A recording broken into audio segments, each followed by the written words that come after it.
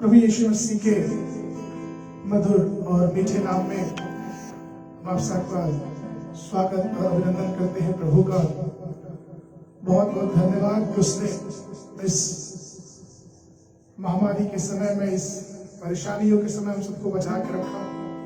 और वो एक नाम है जो हम सबको उद्धार देता, जो हम सबको छुटकारा देता, और वो नाम जिसको मिल जाता वो उन सबको अपने अनुग्रह और अपने आशीष के हाथ के नीचे रखता। वचन कहता है कि आकाश के नीचे और जमीन के ऊपर, पृथ्वी के ऊपर सिर्फ एक ही नाम है जिससे हमारा या फिर यूं कहें मानव जगत का उद्धार हो सके, और वो नाम है यीशु मसीह।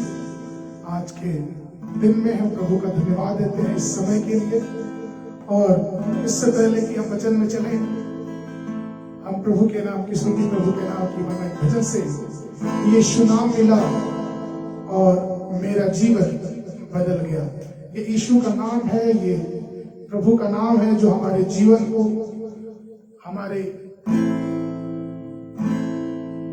जीवन को बदलता है, जो हमको संभालता है और जो हमारी रखवाली करता है। हम प्रभु के नाम को धन्य कहते हैं, प्रभु के नाम की स्तुति और बड़ाई करते हैं, क्योंकि उसका नाम अनुग्रह वाला नाम है। यीशु अब मेरे जीवन का एक तू ही सहारा है, और मेरे जीवन की नैया का तू ही केवल हारा है। मुझे तू मिला, मुझे तू मिला, यीशु तू मिला, और मेरा जीवन बदल गया, मेरा जीवन संवर गया।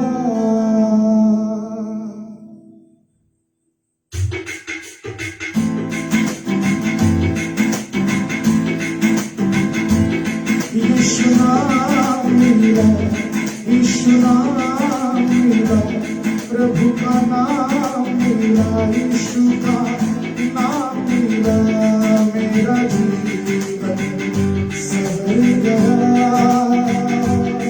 मेरा जीवन संवर गया। यीशु नाम मिला, यीशु नाम मिला, प्रभु का नाम मिला, ईश्वर का नाम मिला, मेरा जीवन संवर गया, मेरा जीवन संवर गया।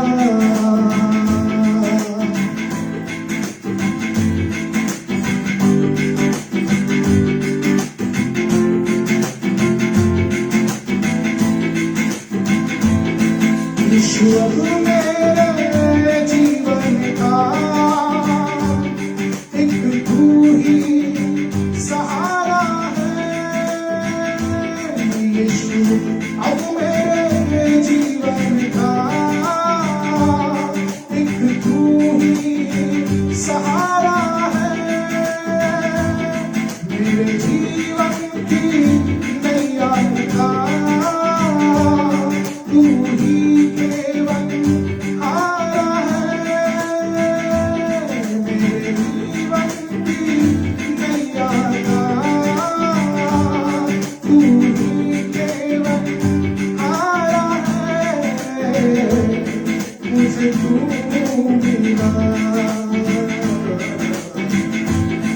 मुझे तू मिला, यीशु तू मिला, हो प्रभु तू मिला, और मेरा जीवन संवर गया,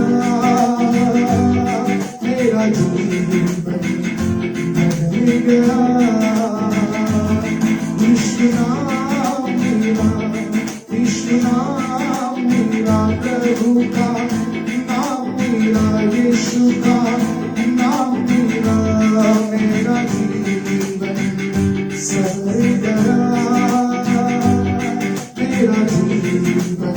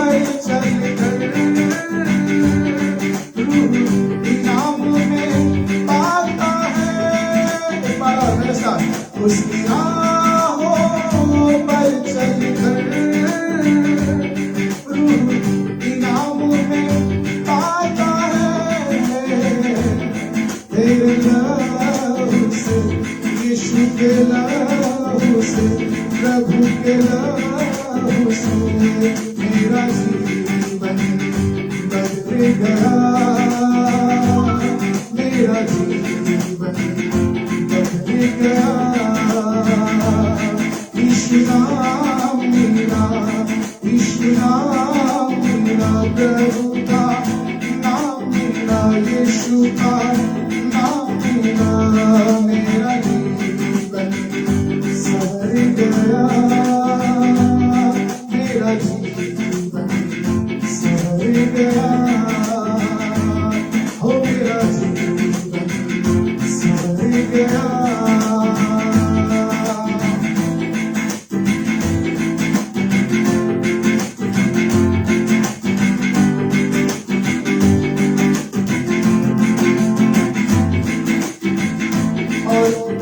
अगर इस जीवन में हमारा प्रभु, हमारा उद्धारकर्ता, हमारा सहारा नहीं है तो हमारा ये जीवन बेकार। इसलिए इतना कहता है, यीशु अब मेरे जीवन का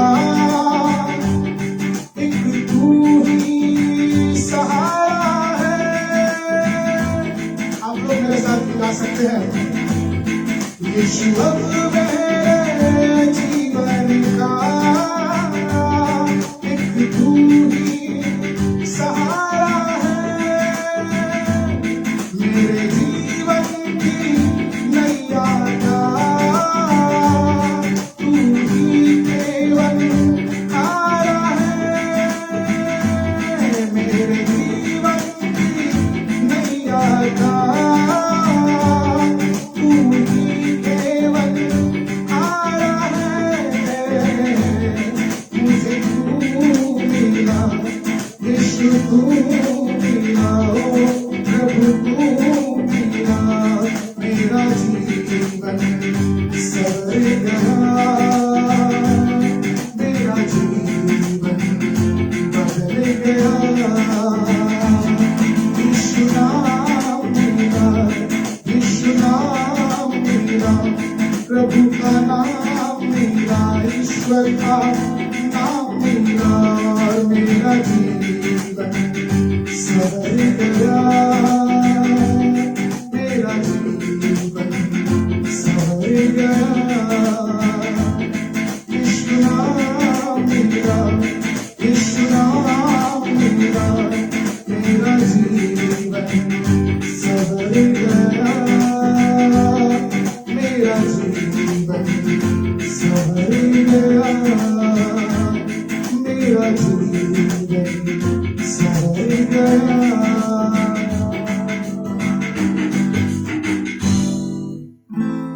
यीशु नाम मेरा, यीशु नाम मेरा, और मेरा जीवन संवर गया, मेरा जीवन बदल गया।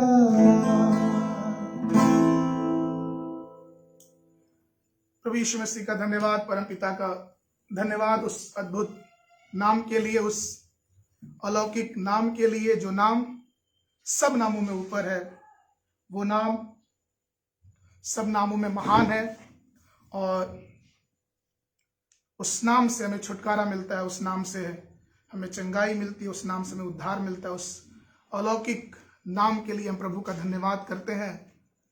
उस शक्तिशाली, उस सामर्थी नाम के लिए हम प्रभु का धन्यवाद करते हैं कि उस नाम से हमारा उद्धार हुआ, उस नाम से हमें मुक्ति मिली, उस नाम से हमें छुटकारा मिला, उस नाम से हमें चंगाई मिली, उस नाम से ही हमें पापों से मुक्ति मिली, उस नाम से ही हमें परमेश्वर ने अपने अनुग्रह और अपने आशीष के हाथ के नीचे रखा। प्रभु का धन्यवाद इस सुंदर से दिन के लिए। आज के पवित्र दिन को हम प्रभु के हाथों में समर्पित करते हैं और प्रभु को धन्यवाद देते हैं उसकी सारी आशीषों के लिए, उसकी सारी भलाइयों के लिए, उसके सारे उपकारों के लिए जो दिन प्रतिदिन, जो हर समय परमेश्वर हमारे जीवन में करता है।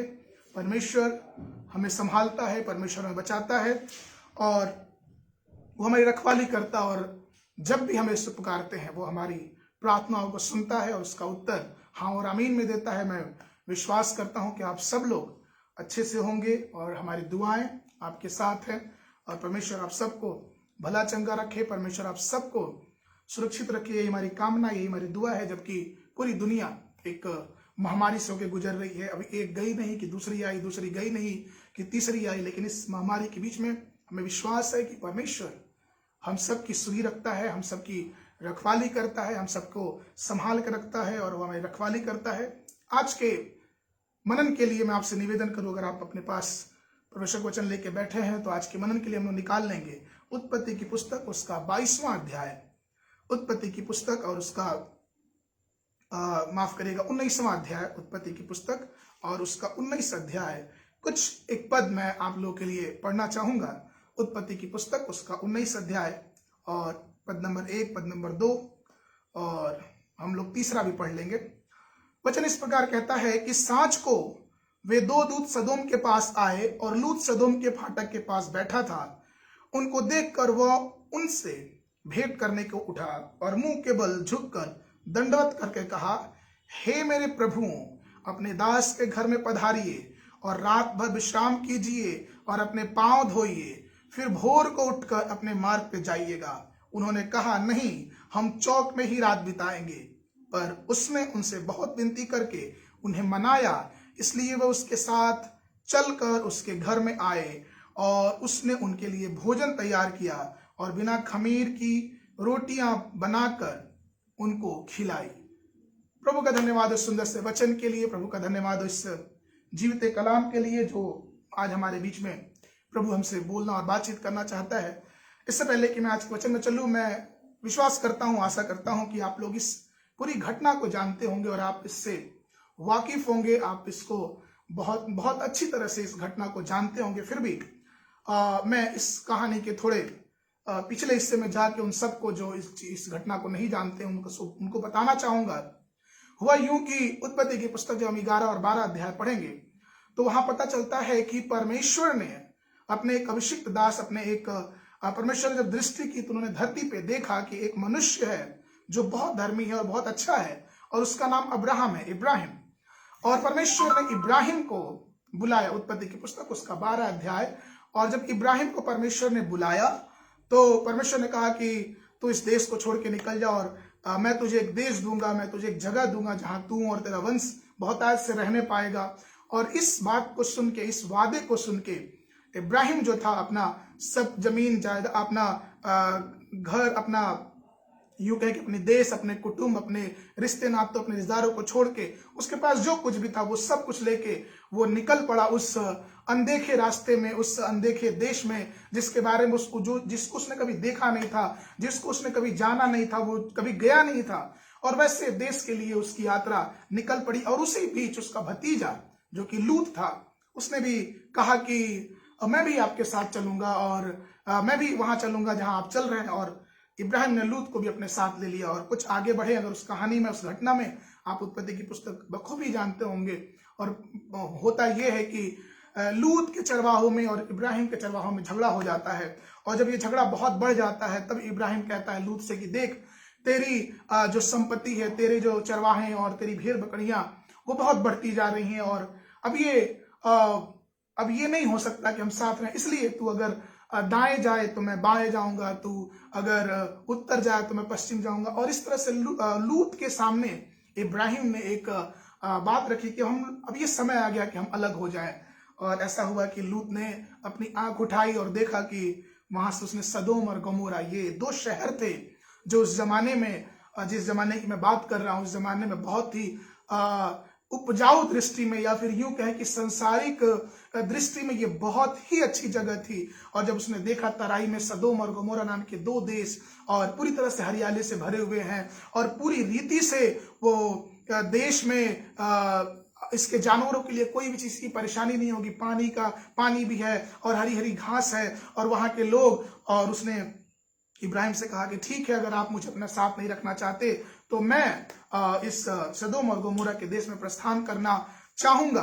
और इब्राहिम और लूत उस समय एक दूसरे से अलग हुए और जो लूत था वो सदोम गमोरा में आके रहने लगा। और जब सदोम गमोरा में वो रहने लगा मेरे प्रियो, तो मैं आपको बताऊं कि सदोम और गमोरा संसारिक दृष्टि में तो बहुत ही आशीषित था और सब तरह की आशीष उस देश में भरी थी। और वहां की जो मिट्टी थी वो बहुत उपजाऊ थी और वहां जानवरों के लिए किसी भली वस्तु की घटी नहीं थी, उनके चारों के लिए किसी चीज की घटी नहीं थी। लेकिन वो जो सदोम और गमोरा संसार था, वो जो देश था, वो आत्मिक दृष्टि में बहुत और बहुत नीचे जा चुका था। वचन बताता है इस प्रकार से कि सदोम गमोरा के जो पाप थे और जो उनके कुकर्म के कार्य थे वो परमेश्वर के पास पहुंचे, जो उसकी पुकार थी, और परमेश्वर ने योजना बनाई कि इस शहर सदोम और गमोरा को वो नष्ट कर देगा। और फिर वो घटना आगे जाती है कि परमेश्वर ने खुद से कहा कि मैं इतना बड़ा स्टेप लेने वाला हूं, मैं इतना बड़ा कदम लेने वाला हूं, मैं कैसे क्यों ना इस बात को मैं अपने दास इब्राहिम से बताऊं। और इब्राहिम के पास परमेश्वर आता है और उससे कहता है कि सुन, सदोम और गमोरा को मैं नाश करने वाला हूं। तब तक इब्राहिम को याद आता है कि अरे, सदोम और गमोरा में तो मेरा भतीजा लूत रहता है। तब परमेश्वर से वो वार्तालाप करता है कि प्रभु, क्या ऐसा नहीं हो सकता है कि अगर उस गांव में, उस देश में 50 भी धर्मी लोग रहे तो आप उस शहर को छोड़ दें, उस नगर को छोड़ दें। परमेश्वर कहता है कि बिल्कुल मैं छोड़ दूंगा, लेकिन 50 धर्मी रहने तो चाहिए। और फिर वो करते करते 45, 40, 30, 35, 20 और ऐसे करते करते एकदम 10 तक आता है। और फिर वो आखिरी में बोलता है। तब परमेश्वर समझ जाता है कि वो किसकी बात कर रहा है और परमेश्वर 2 दूतों को भेजता है कि जाओ, इससे पहले कि कल का सूरज निकले, लूत और उसके परिवार को उस शहर से, उस देश से बाहर निकाल के लाओ, क्योंकि कल का सूरज उगने से पहले, उगने के साथ साथ मैं इस शहर को, दोनों शहर को, सदोम और गमोरा को नाश कर दूंगा। उस पे आग की वर्षा हो जाएगी और वो पूरी तरह से भस्म हो जाएगा, वो पूरी तरह से नाश हो जाएगा। और इस तरह से उसी दिन शाम की बात है कि लूत, अब मैं आता हूं आज के वचन पे, लूत उसी शाम को फाटक पे बैठा था। मैं आज आपसे बात करना चाहूंगा कि आखिर लूत कैसे बचाया गया। लूत जो कि एक ऐसी जगह में रहता था, एक ऐसे प्रांत में रहता था जहां की आत्मिकता पूरी तरह से खत्म हो चुकी थी। एक ऐसा शहर, जो शहर के लोग, वो पूरे समाज के लोग परमेश्वर की बातों से और परमेश्वर से नहीं डरते थे और वे हर प्रकार की बुरी बुरी बातों में लगे हुए थे। लेकिन इन सारी चीजों के बावजूद भी लूत कैसे बचाया गया। एक ऐसा माहौल जहां पे आत्मिकता की नाम की कोई चीज नहीं है, एक ऐसा देश जहां पे लोग परमेश्वर से डरते नहीं हैं, अपने घमंड में, अपनी बातों में वो पूरी तरह से लौलीन है और उनको लगता है कि वो जो कर सकते हैं वो कर सकते हैं और वो परमेश्वर को मानते भी नहीं है और हर प्रकार की बुरी से बुरी बातें वो उनके साथ वो शहर के लोग करते हैं। लेकिन इन सब चीजों के बावजूद भी लूत कैसे बचाया गया, आज का मेरा ये टॉपिक है कि लूत कैसे बचाया गया। और मैं आपसे निवेदन करूं कि क्या ऐसा नहीं लगता कि हम भी ठीक ऐसे ही समय में रह रहे हैं जहां पे हम ये देख सके, हम ये समझ सके कि आज की दुनिया एक ऐसे रास्ते पे चली जा रही है जहां पे मनुष्य को अपने ऊपर इतना घमंड हो चुका है कि उनको लगता है कि वे जो है वे हैं। और ये शायद उस अंत के समय को प्रदर्शित कर रहा है जहां पे तीमुथियुस की पत्री में कहता है पौलुस कि अंत के समय में लोग डींगमार, घमंडी, चढ़ी हुई आंखें और एक दूसरे से क्लेश करने वाले, एक दूसरे से झगड़ा बैर करने वाले, माता पिता की कहना ना मानने वाले, इस प्रकार के लोग अंतिम समय में आ जाएंगे। और मैं आपको बताऊं कि लूत जिस शहर में रहता था, लूत को नहीं पता था कि अगली सुबह उस शहर का नाश होने वाला है। और मैं आपको बताऊं, हम और आप जिस शहर में रहते हैं, जिस धरती पर रहते हैं, हमें भी नहीं पता कि ये दुनिया, ये धरती कब तक हमारे साथ रहेगी या फिर कब तक इसका विनाश होगा। विनाश तो निश्चित है, विनाश इस धरती का निश्चित है, लेकिन हमें नहीं पता। यीशु मसीह ने कहा ना कि तुम उस घड़ी को नहीं जानते हो ना उस समय को, क्योंकि वो घड़ी और वो समय एक चोर के समान आएगा जो अचानक आएगा। और मैं आपसे निवेदन करूं कि हम आज के इस दिन में अपने आप को लूत के साथ रखें और देखें कि क्या इस समय में, जब सदोम और गमोरा का शहर परमेश्वर की बातों से दूर हो चुका था, परमेश्वर के वचन से दूर हो चुका था, ना दुआ, ना प्रार्थना, ना परमेश्वर से डरना, किसी प्रकार की बातें नहीं थी उस शहर में। और आज भी कहीं हम भी ऐसे शहरों में और ऐसे लोगों के बीच में घिरे जहां पे हर प्रकार की अधार्मिकता के कार्य और विडंबना के कार्य और सिर्फ दिखावे का कार्य हो रहा है और मनुष्य के हृदय में जलन, कपट, ईर्ष्या भरी हुई है।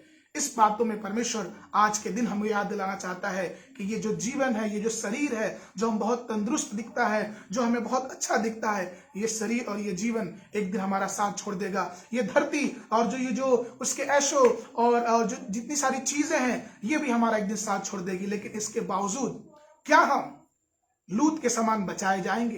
क्या हमारा जीवन लूत के समान बचाया जाएगा? क्या हम उस स्वर्ग के भागी होंगे? जब इस कोविड में बहुत से हमारे प्रिय लोग भी और पूरी धरती पे कितने अच्छे अच्छे प्रभु के दास परमेश्वर के पास चले गए, तो क्या हम उनसे अच्छे हैं जो हम बचे हैं? नहीं। बस ये है कि परमेश्वर हमें समय देता है, ये उसकी महाकरुणा का फल है कि हमें समय मिला है। शायद हम उनसे अच्छे नहीं हैं, इसलिए तो हमें समय मिला है कि डैनियल अब तो तुम सुधर जाओ, अब तो प्रभु के पास आ जाओ, अब तो पूरी रीति से प्रभु को अपना जीवन समर्पित कर दो। और मेरे प्रियो, मैं आपको बताना चाहूं कि ये बहुत ही जरूरी है कि हम ये जाने कि लूत कैसे बचाया गया, एक ऐसे माहौल में रहते हुए जहां सब प्रकार की संसारिक चीजें भरी थी और आत्मिकता से दूर दूर तक का कोई संबंध नहीं था, और उस बीच में लूत बचा लिया गया। मैं आपको बताऊं, जिस धरती पे हम रहते हैं, जिस शहर में हम रहते हैं, जिस माहौल में हम रहते हैं, आप अपने अगल बगल अपनी निगाहें करके देखिए, लोग अपने जीविका के घमंड में, अपनी बातों के घमंड में, चढ़ी हुई आंखों में एकदम आगे बढ़ते जा रहे हैं। परमेश्वर का भय खत्म होता जा रहा है, मनुष्यों के बीच में प्रेम खत्म होता नजर आ रहा है। अब एक दूसरे से लोग बात नहीं करना चाहते हैं, एक दूसरे से लोग मिलना जुलना नहीं चाहते हैं। और इसी बीच में आपको बताऊं, धरती का विनाश हमें नहीं मालूम कब आने वाला है, लेकिन आएगा जरूर। लेकिन क्या हम इस विनाश से, क्या हम इस मौत के बाद अनंत जीवन के लिए बचाए जाएंगे? यही मेरा सवाल है। और मैंने शुरू में कहा कि उत्पत्ति की पुस्तक उसका 19वां अध्याय और पहला पद, कि सांझ को 2 दूत सदोम के पास आए। जब सारी बातें हो गई परमेश्वर के साथ, तो परमेश्वर ने 2 दूतों को भेजा कि जाओ और लूत को उस शहर से निकालो, क्योंकि जैसे सुबह होगा वैसे ही मैं इस शहर का नाश करूंगा। सबसे पहली चीज, लूत इसलिए बचाया गया। वचन में क्या लिखा है कि सांझ को वे 2 दूत सदोम के पास आए और लूत सदोम के फाटक पे बैठा हुआ था। लूत इसलिए बचाया गया क्योंकि वो फाटक पे बैठा हुआ था। मैं आपको बताऊं कि ये फाटक कोई साधारण चीज नहीं है मेरे प्रियो। ये फाटक किसी धर्म का रास्ता नहीं है, ये फाटक किसी जाति का रास्ता नहीं है, लेकिन ये फाटक खुद स्वर्ग का रास्ता, जीवन की रोटी हमारा यीशु मसीह है। यूहन्ना की पुस्तक उसका 10वां अध्याय और उसके 9वें पद में यीशु मसीह ने कहा, द्वार मैं हूं, द्वार मैं हूं। और मैं अगर इस पुराने नियम की घटना को लूत को जोड़ना चाहूं तो मैं आपको बताना चाहूं कि ये कहीं और नहीं लेकिन यीशु मसीह के साथ था। ये फाटक पे बैठा हुआ था, और चूंकि ये फाटक पे बैठा था, और कब बैठा था, वचन में देखिए क्या लिखा है कि सांझ को ये लूत फाटक पे बैठा था। कितनी बड़ी बात है ना, सांझ को कैसे कोई बैठ सकता है? सांझ का तो समय होता है जब दोस्तों के साथ आनंद मनाया जाए, जब घर परिवार के साथ बैठ के दो-दर की बातें की जाए और टीवी पे अपना समय बिताया जाए और हर तरह की बात की जाए। लेकिन वचन कहता है कि ये सांझ के समय फाटक पे बैठा था। नया नियम हमें सिखाता है कि ये फाटक कोई और नहीं लेकिन हमारा यीशु मसीह है, हमारा यीशु मसीह। यीशु मसीह ने खुद कहा यूहन्ना 10 उसके 9 में कि देखो द्वार मैं हूं। और ये फाटक पर बैठा था मेरे प्रियो। और मैं जहां तक सोचता हूं, ये दूतों को इसलिए देख पाया, ये दूतों को इसलिए पहचान पाया, ये दूतों को इसलिए समझ पाया क्योंकि ये फाटक पर बैठा था। और मैं आपको बताऊं, आप आत्मिक चीजें तब तक नहीं समझ पाएंगे, आप आत्मिक उन्नति तब तक नहीं देख पाएंगे जब तक हम और आप उस फाटक पे अर्थात यीशु मसीह के पास ना रहें, यीशु मसीह के चरणों के पास ना रहें। और क्या आपको लगता है कि लूत अकेले ही उस फाटक पे बैठा था? क्या लूत ही सिर्फ फाटक में बैठा था?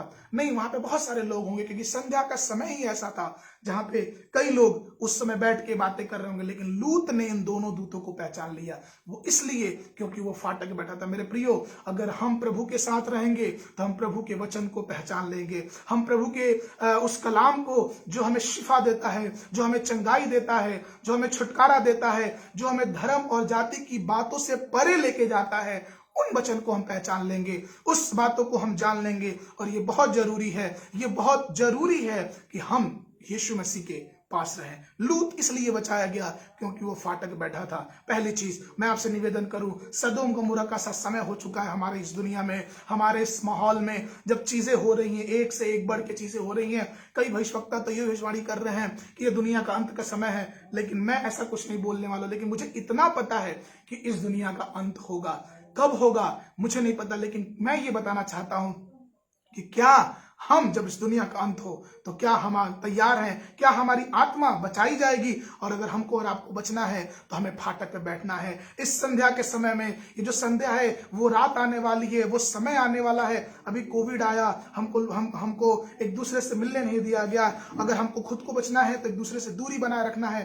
मैं आपको बताऊं कि ये संध्या आ रहा है, वो एक ऐसी रात आ रही है जिसमें हर प्रकार की बातें देखने को मिलेगी और मसीह का वचन हमारे बीच से उठा लिया जाएगा। और इस बीच में क्या हम इस संध्या के समय में, इस समय में जिस समय में हम रह रहे हैं, क्या इस समय में हम प्रभु के पास हैं? क्या हम उस फाटक पे बैठे हैं? क्या हम उस वचन को पहचान रहे हैं जो हमसे बार बार कहता है, मन फिराओ क्योंकि स्वर्ग का राज निकट है, मन फिराओ क्योंकि स्वर्ग का राज निकट है? क्या हम उस वचन को पहचान रहे हैं कि नहीं? लूत इसलिए बचाया गया मेरे प्रियो, क्योंकि वो फाटक पे बैठा था, और उसने दूत को पहचान लिया। दूसरी चीज, लूत इसलिए बचाया गया, बस दो ही चीज, लूत इसलिए बचाया गया कि सिर्फ उसने दूत को नहीं देखा, परंतु वचन कहता है पहला पद के आखिरी में कि वो उठा और मुंह के बल झुककर दंडवत करके कहा, हे मेरे प्रभुओं, अपने दास के घर पधारिए और रात भर विश्राम कीजिए, अपने पांव धोइए और भोजन करिए। दूसरी चीज, लूत इसलिए बचाया गया क्योंकि उसने दूतों की पहुनाई की। लूत इसलिए बचाया गया क्योंकि उसने दूतों को अपने घर में उतारा। लूत इसलिए बचाया गया क्योंकि जब उसने देखा कि ये प्रभु के दूत हैं, ये प्रभु के लोग हैं, ये प्रभु के साक्षात प्रभु हमें मिलने आए, तो उसने उनको अपने घर से बाहर नहीं रखा, उनको अपने घर में उतारा। और मैं आज के दिन में आपसे ये निवेदन करना चाहूं कि हम जब प्रभु के वचन को देखते हैं, जब उस फाटक पे बैठते हैं, सही बात है, बहुत से लोग यीशु मसीह को जानते, यीशु मसीह को मानते हैं, चर्च में जाते हैं और यीशु मसीह के करीब रहते हैं, लेकिन सवाल ये आता है कि क्या हम उसके वचन की पहुनाई कर पाते हैं कि नहीं? क्या हम उसके वचन को अपने हृदय में रख पाते हैं कि नहीं? क्या हम उसके वचन को मनन कर पाते हैं कि नहीं? जब लूत ने दूतों को देखा तो वो उनको अपने घर लेके आया, वो उनको अपने घर में लेके आया मेरे प्रियो। और मैं आपसे निवेदन करूं, जब आज ये आप जानते हैं कि वो दिन आने वाला है, वो कयामत आने वाली है जिसमें सारी चीजों का नाश हो जाएगा और हमारा जीवन, हमारी आत्मा उस सिंहासन के सामने खड़ी होगी, तो क्या हम बचाए जाएंगे? और हम तभी बचाए जाएंगे जब परमेश्वर का जीवता वचन, जब परमेश्वर का जीवता कलाम हमारे हृदय में वास करेगा। और जब वो वास करेगा तो हम ऑटोमेटिक अपने आप से ही लोगों से प्रेम करना चालू कर देंगे, हम अपने आप से ही वचन की पहुनाई करना चालू कर देंगे। बहुत बार हम लोग बाहर जाते हैं मीटिंग के लिए और प्रचार करते हैं और बहुत से लोग आते हैं, अरे ब्रदर आपने बहुत अच्छा प्रचार किया, आपकी प्रीचिंग बहुत अच्छी लगी। और दूसरे दिन जब शाम को मीटिंग में मिलते हैं, मैं उनसे पूछता हूँ कि ये बताइए कल मैंने क्या प्रचार किया? बहुत से लोग उत्तर नहीं दे पाते हैं।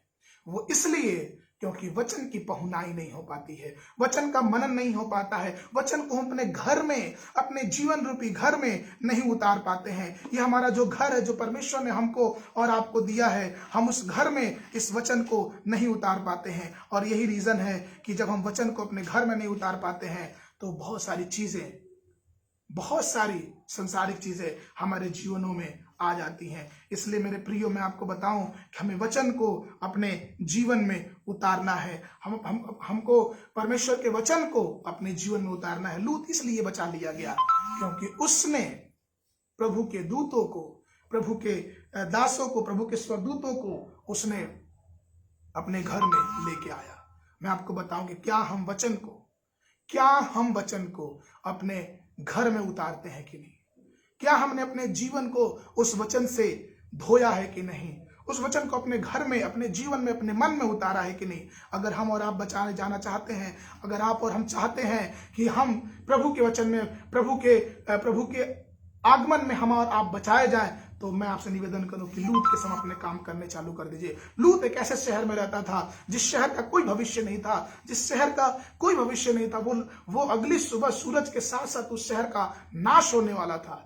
मैं आपको बताऊं कि हम जिस शहर में रहते हैं, हम जिस धरती पर रहते हैं, हम अपने जीवन का भविष्य नहीं जानते हैं, हमको ये भी नहीं पता कि हम अगले समय हमारे साथ क्या होगा। लेकिन मैं आपको बताऊं कि अगर हम ये चाहते हैं कि हम अनंत काल, अनंत जीवन में प्रभु के साथ, प्रभु के घर में, प्रभु के उस राज में वास करें, तो सबसे पहली चीज फाटक पर बैठना चालू कर दें। और वो फाटक कोई और नहीं, यीशु मसीह खुद है। लूत इसलिए बचाया गया क्योंकि वो फाटक पे बैठा था, और जब वो फाटक पे बैठा तो उसकी मुलाकात परमेश्वर के स्वर्गदूतों से हो गई। जब हम प्रभु के पास बैठेंगे, जब हम दुआ में बैठेंगे, तो हमारी मुलाकात प्रभु के इस अभिषिक्त जो गाइडलाइन है, इस परमेश्वर के वचन से हमारी मुलाकात होगी। और हम इस वचन को जब सुनेंगे, तो हम इस वचन की पहुनाई करना चालू करेंगे, हम इसको अपने मन में उतारना चालू करेंगे, हम इसको अपने हृदय में उतारना शुरू करेंगे, क्योंकि जब तक हम इसकी पहुनाई नहीं करेंगे, जब तक हम इस वचन पे चलेंगे नहीं, तब तक हमारे जीवन बचाया नहीं जाएगा। वचन में प्रभु यीशु मसीह ने कहा कि जो मेरी बातों को सुनता है उसको मानता है।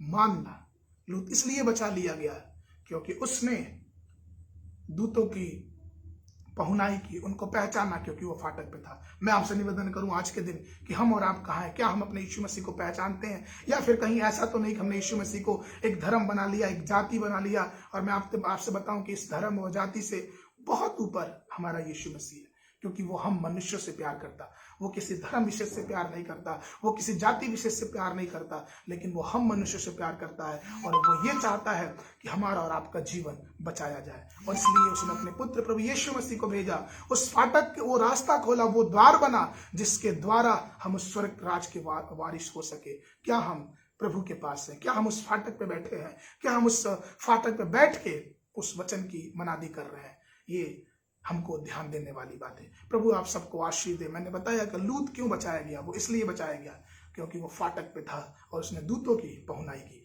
परमेश्वर आप सबको आशीष दे। मैं आपको बताना चाहूँ कि हम लोग सब लोग आप लोग के लिए प्रार्थना करते हैं और मेरी यही दुआ है कि आप लोग भी प्रार्थना में उठाए रखें। और जब तक परमेश्वर की मर्जी है, जब तक हम एक दूसरे से मिल नहीं पाते, परमेश्वर आप लोग के साथ रहे, परमेश्वर आपकी सहायता करे इस महामारी में। परमेश्वर हमें ही बचाए और हमें ये बुद्धि दे कि हम परमेश्वर के वचन को इस अंत के समय में, जबकि हमें नहीं पता कि क्या होने वाला, कल क्या होने वाला, हम अपने हृदय में, अपने घर में, अपने जीवन में रख सके। परमेश्वर के नाम की स्तुति हो, परमेश्वर के नाम की बड़ाई करते हैं। आखिरी में हम सब अपनी आंखों को बंद करेंगे, हम लोग प्रार्थना में चलेंगे और प्रभु से प्रार्थना करेंगे, प्रभु हमारे हृदय को इस प्रकार से तैयार कर कि हम आपके वचनों को जान सके, आपके वचनों को मान सके और आपके साथ रहते रहते आपके वचन की पहुनाई कर सके। प्रार्थना करेंगे। परमपिता परमेश्वर, हम आपका धन्यवाद करते हैं और आपके नाम की स्तुति और आपके नाम की बड़ाई करते। प्रभु आज के वचन के लिए धन्यवाद देते प्रभु यीशु मसीह, उस नाम के लिए जो नाम हमें मिला है प्रभु, वो नाम जो हमें छुटकारा देता है, वो नाम जो कि द्वार है, वही मार्ग है, वही सत्य है। प्रभु हमें इस लायक बना कि हम भी लूत के समान फाटक पे बैठने वाले हो सके, आपके दर पे बैठने वाले हो सके, आपके साथ रहने वाले हो सके और आपकी वचन की मनादी करने वाले हो सके। प्रभु यीशु मसीह आपके वचन की पहुनाई करने वाले हो सके। प्रभु हम धन्यवाद देते हैं इस समय के लिए, इस साधन के लिए जिससे हम एक दूसरे से जुड़े हुए हैं। प्रभु यीशु मसीह हम दुआ करते हैं उन सब लोगों के लिए जो प्रभु यीशु मसीह हमसे जुड़े हैं प्रभु, और जो हमसे नहीं भी जुड़े हैं प्रभु, सबके लिए दुआ करते हैं कि इस महामारी में, इस लॉकडाउन की परिस्थिति में प्रभु आप हमारी रक्षा करिए, हमारी रखवाली करिए और हमें संभालिए प्रभु। हर प्रकार की बातों से आप हमें बचाइए प्रभु, हर एक महामारी से, हर एक दुख से, बीमारी से, परेशानी से आप हमें छुड़ाइए प्रभु।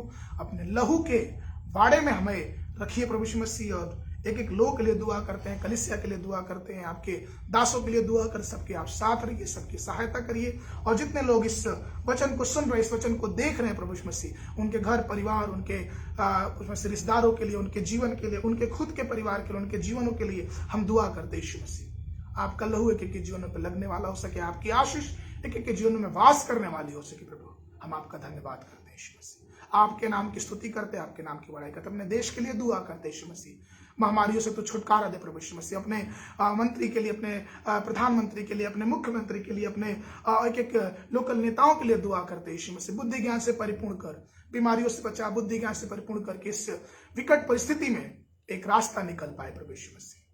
हम सारी बातों को तेरे हाथों में सौंपित करते यीशु मसीह। और जितने लोग इसको देख रहे हैं प्रभु यीशु मसीह, सब के लिए दुआ करते हैं, उनके घरों के लिए, उनके परिवारों के लिए, उनके भविष्य के लिए, उनके इंडिविजुअल जीवन के लिए यीशु मसीह, उनकी खेती गृहस्थी के लिए, सब में हम आपकी आशीष मांगते हैं, आपकी शांति, आपकी बरकत हम मांगते हुए प्रभु यीशु मसीह इस प्रार्थना को प्रभु यीशु मसीह के नाम से मांग लेते हैं। आमीन आमीन। परमेश्वर आप सबको आशीष दे। धन्यवाद। सबको प्रभु यीशु मसीह के नाम में सलाम कहते हैं। परमेश्वर आप सबको आशीष दे।